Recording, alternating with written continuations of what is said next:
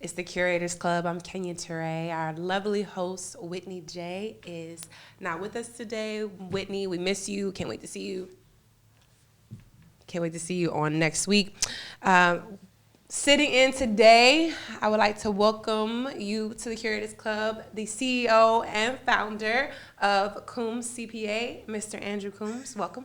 Thank you. I appreciate you inviting me. Yeah, I am moved and I'm impressed with your entrepreneurship, Combs CPA, your accounting firm. Most people don't know what it takes to accomplish being a certified public accountant. Let's talk about where it all started. Why did you choose this and your journey in becoming the CEO of your own company? Definitely. Thank you. So I'll start off by telling people what a CPA is. It's a certified public accountant. What it requires is a bachelor's in accounting and a master's in accounting. What a CPA can do that, not an ordinary tax preparer could do. A CPA could do government audits. Every municipality has to get audited. And what that means is that the financial statement for a township has to get a CPA seal to say that this is accurate. Okay. Hospitals need audits. For a CPA, we also do like CFO outsource, so we will be an outsourced CFO for a company. And then legally, there's stuff that we could do like represent and forensic accounting stuff in terms of the courts. But we also do individual tax and business taxes as well. But there's so many pieces to it.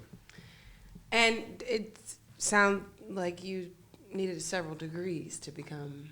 So CPA, you need your accounting degree, but you also need to pass a 4-part test with the first time pass rate of 12%. Only 1% of African American accountants are CPAs. But when you, like I said, like when you're a CPA, you could do so many things legally. Like for self-employed individuals trying to refinance or get mortgages, we're able to sign off on stuff. We did about 40 of those this summer. Oh, wow. Yeah, so there's stuff that we can do legally, and it's important for people to know, what a CPA is, because there's sometimes people they're running rogue and they might be doing accounting stuff, but they're not certified to do what they're supposed to be doing. Well, it looks like you have a really broad audience. You can work with different types of businesses and different people. What makes Combs CPA different from other accounting services, or people would want to differentiate what you offer versus someone else? We pretty much do it all. So if we have a business, we could do CFO outsource, so we could every month give them an income statement and balance sheet. So at the end of the year, if they have a business, the tax return is done because we're keeping track of it. Oh, yeah, year. I need you to do that for me. Yeah. Sounds good. Okay, all right. We also do outsourced payroll for companies. Okay. Like I said, we do audits. Pretty much everything related to accounting and finance we do. So it's really a one-stop shop. We also do business registration. Yeah. So everything. I mean, I think it's incredible that you have your own accounting firm, but what I think would be what's important to me is financial literacy. How would you define financial literacy? Just, being able to leverage finance and use it as a way to pretty much progress in life, I tell people this all the time. A lot of people, one of the first steps of financial literacy is home ownership. You got a lot of people paying, all this money for rent. You could own a home and your mortgage could be less and you could be building equity. So there's a lot of arms to financial literacy, but pretty much progressing yourself through your finances. So for someone who wants to purchase a home who maybe they don't have $40,000 as their down payment and a 740 credit score, what would be their next step? Well, you don't necessarily need that. You don't necessarily need that. There's a program called the NACA program, which I've had about 7 clients do, where you put no money down. This is, again, let's get that for the record.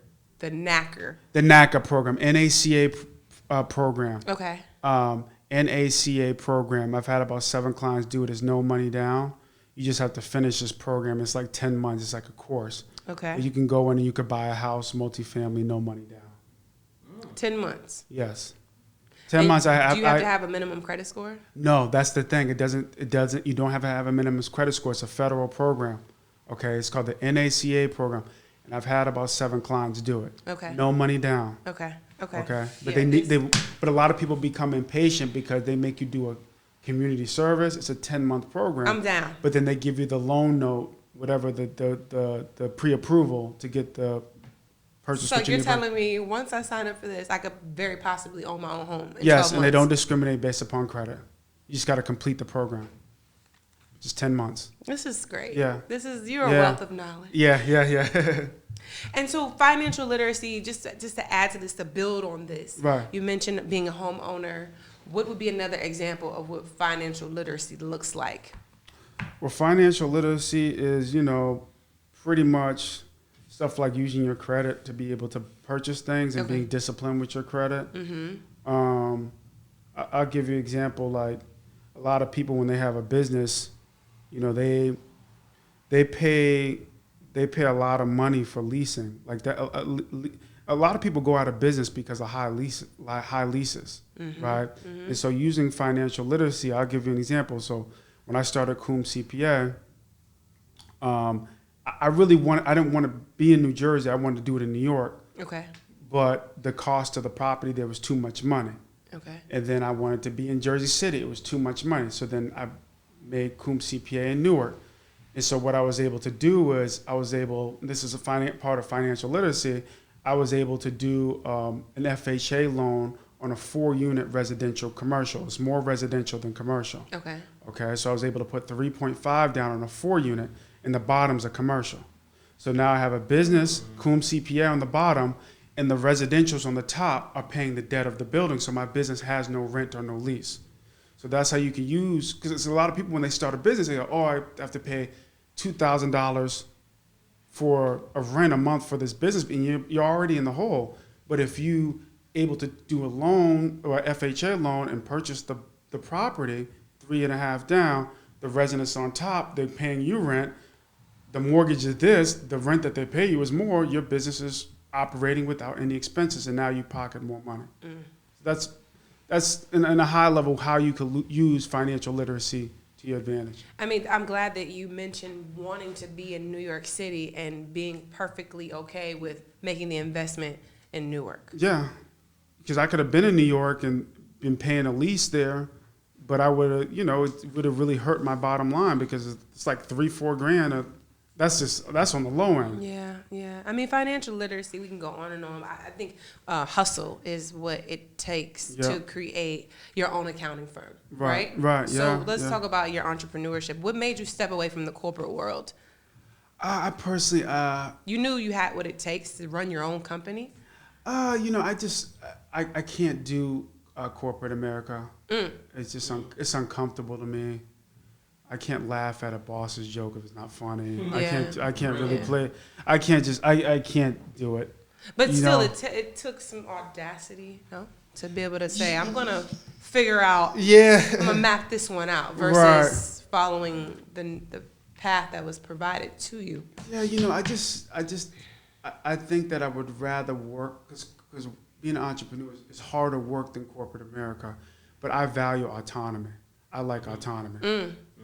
I really value that. And so it's not that you have freedom, is that you have autonomy. It's a difference. Yeah. And in corporate America, you don't have that. So even though I work harder with my own business, and it's way harder, it's that autonomy is crucial to me. I mean, autonomy meaning you just like reporting to yourself. Pretty much, and I like being able to do what I want to do. Yeah. But it does come with responsibility. I can't just lay in bed all day because I have employees. I have to pay them. Absolutely. You have responsibility, but Absolutely. I'm able to decide my schedule and do what I want to do. While you're on the Curators Club, since we love hip hop, let's talk about your favorite rapper. Cameron. How did we get here? I've never gotten a chance to ask you this. So on the record, I wanna know, because you're incredibly incredible in terms of your intellect. Why Cameron as number one? I don't. I'm 34. I remember when Horse and Carriage came out. I love that song, but I've been the biggest Cameron fan from. But you think he's better than Jay-Z? No, lyrically, no.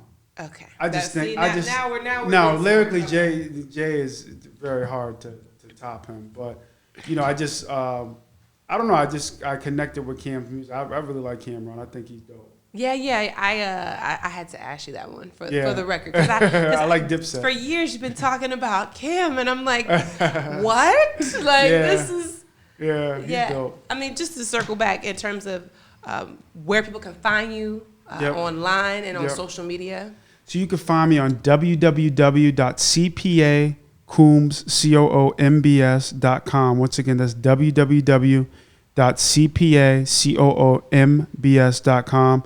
We're also on Instagram, Combs CPA, COOMBS CPA. Once again on Instagram, Combs CPA, COOMBS CPA. So I know you, before we conclude, I know you work with big companies and business owners, but for someone that just needs to file their taxes, they can come to you. Yeah, you know, for simple stuff, you know, you can do it yourself, or you can come to me for the simple returns. But for business owners. If you're a business owner, I do recommend going to CPA. If you do individual W-2, you could more than likely get away with it. I'm just being honest.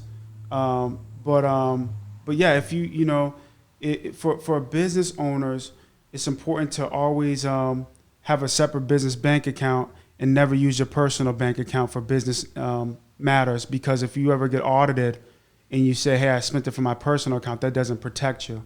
The business account protects you in an audit. You want to be very disciplined and only using the business account for business purposes. A lot of people say this. They say, hey, especially when you're first starting out, you're not making that much money. They say, what if my business bank account doesn't have money? I have to use my personal account. Just write a check from your personal account to the business account and consider it a loan. Always use a business account. Just for every single purchase. Right. For business, you always use a business account. It's just going to protect you down the line. You know? Well, listen, you're the plug for real when it comes to making it happen for yourself. Right.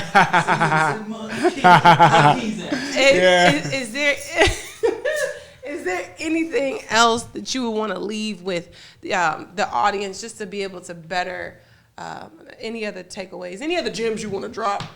Gems that I want to drop? I'll tell you this, you know, very high level. Try to own as much as you can. Yeah. Try to, like I used the example of the 4-unit and the residents paying down the debt. Try to see if you can leverage other people's money. Okay. When you have a business. Be creative. Okay. And you know, if you're gonna be doing accounting work, you know, just make sure you ask your preparer if they're a CPA. If you're gonna be paying someone to do your work, they should be a CPA. If you're gonna be paying. You know, so just something to be mindful of. Well, we are so grateful here at the Curators Club to have you stop in, and we look forward to you. You're always welcomed at the Curators Club. Right. So we look forward. I'm proud of you. This is awesome. Yeah. So thank you for coming by. Thank you. Appreciate it. Thanks for having me.